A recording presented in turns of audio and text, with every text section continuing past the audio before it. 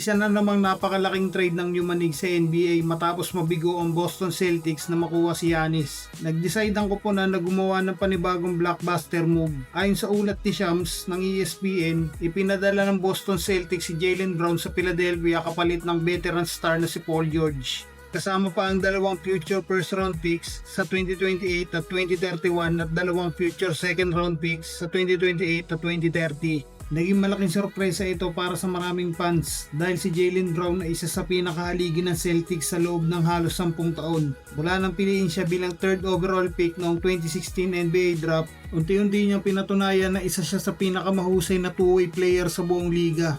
Nagsimula siya bilang mahusay na defender hanggang maging 5 beses na All-Star, 2 beses na All-NBA Second Team Selection, at Finals MVP na pinangunahan niya ang Celtics sa pagkapanalo ng NBA Championship noong 2024. Noong nakaraang season lalo pang umangat ang laro ni Brown dahil sa injury ni Jason Tatum. Siya ang naging pangunahing leader ng Boston at nagtala ng career high na 28 points per game. Sa kabila nito, hindi pa rin umabot ang Celtics sa inaasahang resulta matapos silang matalo sa first round ng playoffs laban sa Philadelphia 76ers. Bago pa man ang trade na ito, maraming balita na sinusubukan ng Boston na gamitin si Jaylen Brown bilang pangunahing trade asset para makuha si Giannis. Ngunit hindi natuloy ang usapan dahil pinili ng Milwaukee Bucks na ipadala si Giannis sa Miami Heat.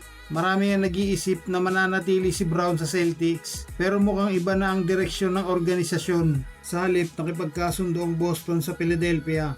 Kapalit ni Brown ay nakuha nila ang veteranong forward na si Paul George, isang dating multiple-time All-Star na kilala sa kanyang depensa at scoring ability. Bagamat limitado lamang sa 37 games noong nakarang season dahil sa injury at 25 game suspension, naniniwala ang Celtics na maaari pa rin siyang makatulong bilang isang veteran leader habang nagpapagaling si Jason Tatum. Bukod kay Paul George, nakakuha rin ng Boston ng mahalagang future draft picks na maaaring gamitin sa susunod na taon para makakuha ng mga batang talento bilang asset sa iba pang trade. Samantala, napakalaki ring magiging epekto nito sa Philadelphia. Makakasama na ngayon ni Jaylen Brown si Joel Embiid, Tyrese Maxey, at rookie sensation na si BJ Edgecombe. Sa papel, isa sa pinakamalakas na lineup sa Eastern Conference.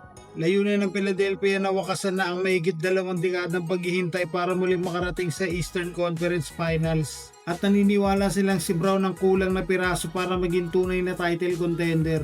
Pagdating naman sa kontrata, nakatakdang kumita si Jaylen Brown ng humigit kumulang $57 million sa susunod na season, $61 million sa kasunod na taon at halos $65 million sa huling taon ng kanyang kontrata. Si Paul George naman ay kikita ng $54 million sa susunod na season at mayroon pang player option na mahigit $57 million para sa 2027-28 season.